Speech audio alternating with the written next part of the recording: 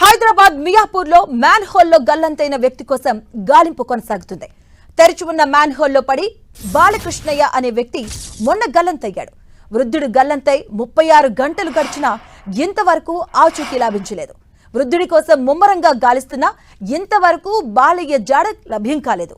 మియాపూర్లోని Vaishalinagar railway under pass సమీపంలో Balayya man హోల్లో పడి పోయాడు. బాలయ్య కోసం హైడ్రా ఎన్టీఆర్ బృందాలు ముమ్మరంగా గాలిస్తున్నాయి.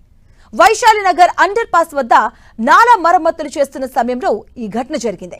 కాంట్రాక్టర్ నిర్లక్ష్యం వల్లే బాలయ్య నాలాలో పడి గల్లంతయ్యాడని ఆయన కుటుంబ సభ్యులు ఆరోపిస్తున్నారు. సైబరాబాద్ మున్సిపల్ అధికారుల నిర్లక్ష్యంపై తీవ్ర ఆగ్రహాన్ని వ్యక్తం చేశారు. మరమ్మతులు చేసేందుకు కొన్ని రోజులుగా ఈ అండర్ పాస్ ను అధికారులు మూసివేశారు.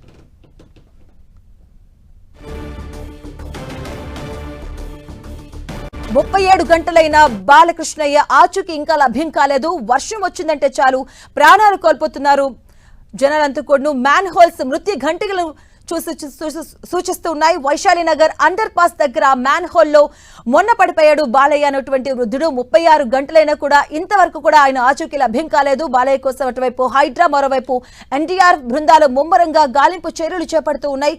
మియాపూర్ వృద్ధుడి కోసం సెర్చింగ్ కంటిన్యూ అవుతూనే ఉంది. 36 గంటలు గడిచినా కూడా ఇంతవరకు బాలకృష్ణయ్య ఆచూకీ దొరికినటువంటి సిచ్యువేషన్ మనం చూస్తూ ఉన్నాం.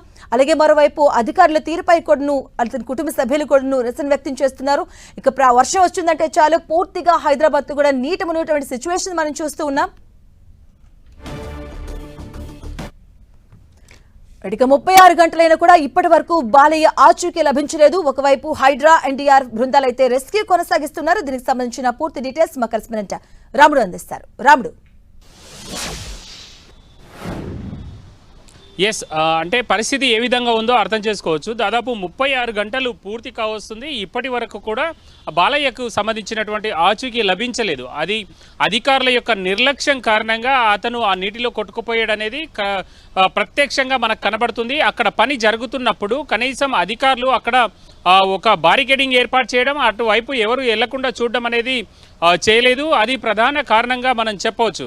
అయితే అక్కడ ఒకటి అధికారుల నిర్లక్ష్యం అయితే ఇప్పుడు అతని ఆచూకీ లభ్యం కాక 36 గంటలైంది. అతను గల్లంతై ఇప్పటి వరకు కూడా గుర్తించలేని పరిస్థితుల్లో ఉన్నారు. మరొక వైపు మేము పటిష్టమైనటువంటి యంత్రాంగం ఉంది.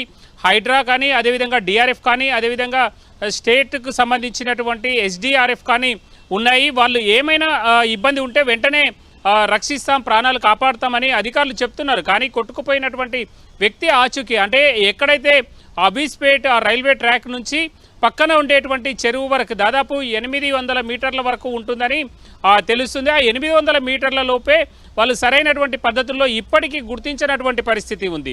అనేక ప్రాంతాల్లో మ్యాన్హోల్స్ ఉంటాయి. ఆ మ్యాన్హోల్స్ దగ్గర కూడా క్రాస్ చెక్ చేయొచ్చు. అంతేకాకుండా ఈ లైన్లలో కొన్ని పైపులు కూడా అక్కడక్కడ అడ్డంగా ఉంటాయి. ఆ పైపులకు కూడా తట్టుకునేటువంటి అవకాశం ఉంటుంది. ఈ విధంగా అనేక అంశాలను ఫోకస్ చేయాల్సినటువంటి వీలు అంటే అవసరం ఉంటుంది. కానీ వాటిని పూర్తి స్థాయిలో ఇటు సైబరాబాద్ పోలీసులు ప్రయత్నం చేస్తున్నారు. అదేవిధంగా హైడ్రాకు సంబంధించినటువంటి డిఆర్ఎఫ్ సిబ్బంది ప్రయత్నం చేస్తున్నారు. అదేవిధంగా ఇటు అగ్నిమాపక శాఖకు సంబంధించినటువంటి సిబ్బంది, అనేక రకాల సిబ్బంది అక్కడ పాల్గొంటున్నా కూడా ఆ ప్రయత్నం చేస్తున్నా కూడా వాళ్ళు సక్సెస్ అవుతున్నటువంటి పరిస్థితి లేదు. మరొక వైపు ఎలాంటి ప్రమాదాలు జరగకుండా మేము చూస్తామని చెప్తున్నటువంటి అధికారులు అనేక ప్రాంతాల్లో ఇప్పటికీ నాలాలు, అదేవిధంగా ఎక్కడైతే వర్క్ జరుగుతూ ఉంటుందో ఇటు వాటర్ బోర్డుకు సంబంధించినటువంటి వర్క్ కానీ, అదేవిధంగా మున్సిపల్ కార్పొరేషన్లు చేస్తున్నటువంటి పనుల వద్ద కానీ కనీస జాగ్రత్త చర్యలు తీసుకోలేదు. ప్రతి పని దగ్గర చేసేటువంటి పని కోసం అవసరమైనటువంటి అన్ని రకాల డబ్బులు అంటే అన్నీ క్యాలిక్యులేట్ చేసే అక్కడ వాళ్ళకు బడ్జెట్ కేటాయిస్తారు. ఆ పనికి సంబంధించినటువంటి బడ్జెట్ కేటాయిస్తారు. అయినప్పటికీ ఎలాంటి జాగ్రత్త చర్యలు తీసుకోకపోవడమే బాలయ్య గల్లంతు కావడానికి ప్రధాన కారణంగా మనం చెప్పవచ్చు. అధికారుల యొక్క నిర్లక్ష్యం చాలా ఎక్కువగా ఉంది. ఇందులో అంత పెద్ద పని జరుగుతున్నప్పుడు కనీసం అక్కడ ఒక సెక్యూరిటీ గార్డును ఏర్పాటు చేయలేదు. భారీగా వర్షం వస్తున్నప్పుడు అటు నుంచి వెళ్లకుండా అడ్డుకునేటువంటి ప్రయత్నం చేయలేదు. ప్రధానంగా ఆ ఒక్క అంశమే కాకుండా ఈ 36 గంటలు గడిచినా కూడా ఇప్పటి వరకు దానికి బాధ్యులు అటు కాంట్రాక్టరా లేదంటే క్షేత్రస్థాయిలో పనిచేసి రెగ్యులర్గా పరిశీలించాల్సినటువంటి ఇంజనీరా అనేటువంటి అంశాలపైన ఇంకా వాళ్ళు సరైనటువంటి నిర్ణయం తీసుకోలేదంటే అధికారుల చర్యలు ఏ విధంగా ఉన్నాయో అర్థమవుతుంది. ప్రధానంగా ఇలాంటి ఘటనలు జరిగినప్పుడు చాలా వేగంగా స్పందించాల్సినటువంటి అవసరం ఉంటుంది. కుటుంబ సభ్యులు గంటల తరబడి రోజుల తరబడి ఆవేదనలో ఉండిపోతారు కాబట్టి వాళ్ళను ఓదార్చాల్సిన, వాళ్ళకు అవసరమైనటువంటి చర్యలు తీసుకోవాల్సినటువంటి అవసరం ఉంటుంది. ప్రధానంగా చూసినప్పుడు ఇలాంటి ఘటనలు జరగకుండా ఉండాలి అని అంటే ఎక్కడైనా పని జరుగుతుంది అని అంటే అక్కడ సరైనటువంటి జాగ్రత్తలు తీసుకోవాలి.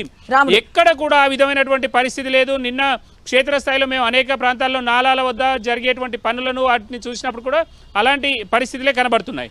రాముడు, బేసిక్ గా వర్షాకాలం స్టార్ట్ అవుతుందంటే ముందస్తు చర్యలు తీసుకోవాలి, సైన్ బోర్డ్స్ ఏర్పాటు చేయాలి, ఇలాంటి చాలా ఉంటాయి. అధికారులు ముందస్తు చర్యలు తీసుకోవాలి. నిన్న కూడా అంటే మొన్న వృద్ధుడి చనిపోవడం కూడా మ్యాన్ హోల్ కి సంబంధించి గతంలో చాలా ఇన్సిడెంట్స్ కూడా చూసాం. అసలు ముందస్తు చర్యలు ఏమైనా తీసుకున్నటువంటి సందర్భాలు ఉన్నాయా? ప్రజలు ఏమనుకుంటున్నారు అసలు?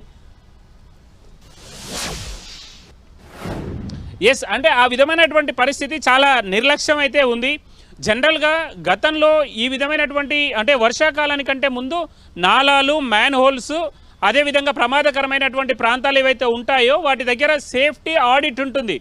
ప్రధానంగా వర్షాకాలం ప్రారంభమైందంటే ఇలాంటి పెద్ద పెద్ద పనులు చేయడానికి అసలు అధికారులు ఒప్పుకోకూడదు, అలాంటివి చేయకూడదు. ఒకవేళ చేస్తే మాత్రం చాలా సేఫ్టీ తీసుకోవాల్సినటువంటి పరిస్థితి ఉంటుంది. ప్రతి నాలా దగ్గర ఆ ఏరియాలో ఉండేటువంటి అసిస్టెంట్ ఇంజనీరు, అదేవిధంగా డిప్యూటీ ఇంజనీర్తో పాటు ఈఈలు, ఎగ్జిక్యూటివ్ ఇంజనీర్లు పరిశీలించి ఆ ప్రమాద స్థాయిని ఏమైనా ఉంటే అక్కడ కాషన్ బోర్డులు ఏర్పాటు చేయాలి. ఆ ప్రమాదం ఎక్కువగా ఉంది అని అంటే దాన్ని నివారించేందుకోసం అవసరమైనటువంటి గ్రిల్స్ ఏర్పాటు చేయడం, అదేవిధంగా దాన్ని క్లియర్ చేయడం, ఎవరైనా వరదలలో కొట్టుకుపోకుండా ఉండేందుకోసం అవసరమైనటువంటి జాగ్రత్తలు తీసుకోవడం అన్నిటినీ కూడా ముందే చేయాలి. ఇది నాలా అదేవిధంగా మాన్యువల్ సేఫ్టీ ఆడిట్ అనేది జరుగుతుంటుంది. ఇటు వాటర్ బోర్డు అధికారులు కానీ, అదేవిధంగా జిహెచ్ఎంసీ, అదేవిధంగా Malkajgiri municipal corporation, Cyberabad municipal corporation అధికారులు చేయాల్సి ఉంటుంది.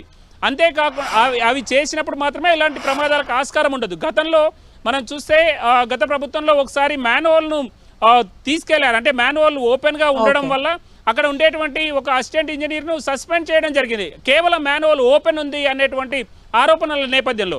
కాబట్టి ఆ విధమైనటువంటి కఠినమైనటువంటి చర్యలు తీసుకున్నప్పుడు మాత్రమే కొంత అది ఉంటుంది. కానీ ఇలాంటి అంశాల్లో ఉన్నతాధికారుల నిర్లక్ష్యం అయితే మాత్రం కొట్టొచ్చినట్టు కనబడుతుంది. ఇకపైన 2 నెలల పాటు వర్షాలు ఉంటాయి కాబట్టి ఇప్పుడైనా అధికారులు సరైనటువంటి చర్యలు తీసుకోవాల్సినటువంటి అవసరం ఉంది. Right, thank you Ramu.